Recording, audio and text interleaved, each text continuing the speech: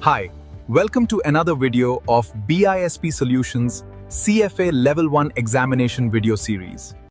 Today we'll understand the concept of the mechanics of compounding and discounting in finance.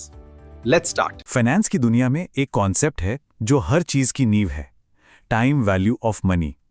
मतलब आज का पैसा कल के पैसे से ज्यादा कीमती है। आज हम इसी को समझेंगे रचित और मयंक की कहानी से। ये दोनों दोस्त सीएफए एग्जाम की तैयारी कर रहे थे और एक रात एक आम सी उलझन में फंस गए। चलिए देखते हैं उन्होंने मिलकर इसे कैसे सुलझाया।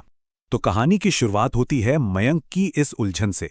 और सच कहूं तो ये सिर्फ मयंक की नहीं, हम में से कई लोगों की कहानी है जो फाइनेंस पढ़ते हैं। कंपाउंडिंग, डिस्काउंटिंग सुनने में एक जैसे लगते हैं पर हैं एक दूसरे के बिल्कुल उलट। तो आखिर ये हैं क्या? चलिए पता लगाते हैं। इसे समझने का सबसे आसान तरीका है इसे एक टाइम मशीन की तरह सोचना।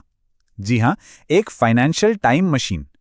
कंपाउंडिंग आपके पैसे को भविष्य में मतलब आगे ले जाती है और डिस्काउंटिंग उसी पैसे को वापस खींचकर आज में यानी पीछे ले आती है। बस यही दो दिशाएं हैं, सिंपल। तो देखिए, जब हम कंपाउंडिंग की बात करते हैं तो हम आज के पैसे को भविष्य में ले जा रहे हैं। सवाल सिंपल है, अगर आज मैं इतना पैसा लगाऊं तो भविष्य में ये कितना बन जाएगा।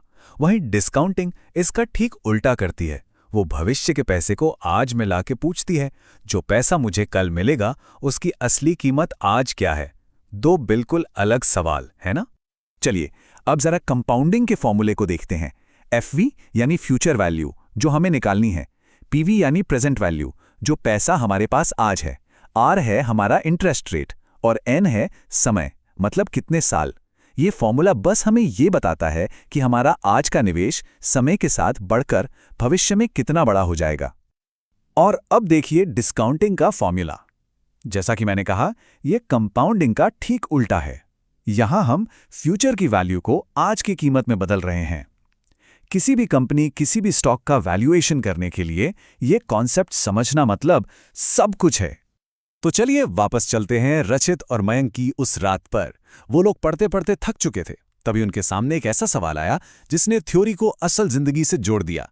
सवाल ये था कि कौन सा ऑप्शन बेहतर है, आज हाथ में 10,000 रुपए लेना या फिर 2 साल इंतजार करके 12,000 रुपए लेना। और फैसला लेने के लिए उन्हें 10% की ब्याज दर को भी ध्यान में रखना था। अब मयंक और रचित को यही फैसला करना था। आपका क्या ख्याल है? रचित को पता था कि इसका जवाब निकालने के लिए उन्हें दोनों ऑप्शंस को एक ही पॉइंट पे लाना होगा। मतलब या तो आज के 10,000 को 2 साल आगे ले जाओ या 2 साल बाद के 12,000 को आज ले आओ। लेकिन हाथ से कैलकुलेट करने के बजाय रचित ने सोचा क्यों ना टेक्नोलॉजी का इस्तेमाल किया जाए। उन्होंने बस एक्सेल में कोपायलट खोला और सीधे सीधे बिल्कुल आसान भाषा में सवाल पूछ लिया। भाई ये बताओ कि 10% इंटरेस्ट रेट पर 2 साल बाद जो 12,000 रुपए मिलेंगे उनकी आज की तारीख में क्या कीमत है, और फिर उसकी तुलना आज के 10,000 रुपए से कर दो। और बूम, सेकंडों में एआई ने जवाब दे दिया। 2 साल बाद मिलने वाले 12,000 रुपए की आज की कीमत सिर्फ 9,917 रुपए है। ये देखकर मयंक के लिए मानो दिमाग में बत्ती जल गई, एक आहा मोमेंट। अब जब सारे नंबर्स साफ साफ सामने थे तो मयंक की सारी उलझन एक पल में दूर हो गई। अब फैसला लेना बच्चों का खेल था। अब ये चार्ट देखिए, यहां कोई कंफ्यूजन की गुंजाइश ही नहीं है। एक तरफ है आज के 10,000 रुपए का बार और दूसरी तरफ है भविष्य के 12,000 रुपए की आज की कीमत का बार जो है 9,917 रुपए। कौन सा बार ऊंचा है? बिल्कुल साफ है। तो बॉटम लाइन क्या है? जब हमने भविष्य के 12,000 रुपए को डिस्काउंट करके उसकी आज की कीमत निकाली तो वो निकली 9,917 रुपए, और ये रकम आज मिल रहे 10,000 रुपए से कम है। इसलिए सीधी सी बात है, आज 10,000 रुपए लेना ही समझदारी का और बेहतर फैसला है। तो ये एआई ने किया क्या? कोई जादू नहीं था।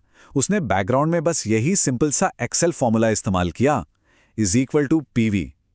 सीएफए एग्जाम के लिए ये फंक्शन जानना बहुत जरूरी है। बस इसमें रेट डालो, पीरियड डालो और फ्यूचर वैल्यू डालो और जवाब आपके सामने। हाँ, एक बात याद रखने वाली है, एक्सेल में फ्यूचर वैल्यू को नेगेटिव साइन के साथ डालते हैं क्योंकि वो भविष्य में मिलने वाला कैश है। तो इस पूरी कहानी से, इस देर रात की पढ़ाई से रचित और मयंक ने कुछ कमाल के सबक सीखे। ये वो टिप्स हैं जो सीएफए की तैयारी करने वाले किसी भी स्टूडेंट के लिए सोने की तरह कीमती हैं। पहला और सबसे जरूरी नियम, हमेशा सवाल को ध्यान से पढ़कर ये पहचानो कि वो फ्यूचर वैल्यू FV मांग रहा है या प्रेजेंट वैल्यू PV। एक छोटी सी गलती और पूरा जवाब गलत। आखिर जैसा मैंने कहा, टाइम वैल्यू ऑफ मनी ही तो पूरे फाइनेंस की नींव है। और हाँ, एग्जाम में बैठते वक्त छोटी छोटी बातों पर ध्यान देना बहुत जरूरी है, जैसे कि कैश फ्लो कब आ रहा है, या फिर कंपाउंडिंग सालाना हो रही है या छमाही। और ये हमेशा याद रखना कि बॉन्ड प्राइसिंग और स्टॉक वैल्यूएशन जैसे बड़े टॉपिक्स का हीरो डिस्काउंटिंग ही है। और आज के जमाने में हार्ड वर्क के साथ स्मार्ट वर्क भी जरूरी है। अब वो लोग प्रैक्टिस के लिए एक्सेल और कोपायलट का खूब इस्तेमाल करते हैं ताकि कैलकुलेशन की गलतियों से बचा जा सके। और वो एक बात कभी नहीं भूलते, एक्सेल में साइन कन्वेंशन का ध्यान रखना कि बाहर जाने वाला पैसा हमेशा नेगेटिव होता है। तो चलिए इस कहानी को एक सवाल के साथ खत्म करते हैं। और ये सवाल सिर्फ फाइनेंस के बारे में नहीं है, ये हम सब की जिंदगी के बारे में है। हम सब आज मेहनत कर रहे हैं किसी न किसी भविष्य के लक्ष्य के लिए। क्या कभी ये सोचा है कि उस भविष्य के लक्ष्य की, उस सपने की आज की तारीख में क्या कीमत है? इस पर जरूर सोचिएगा।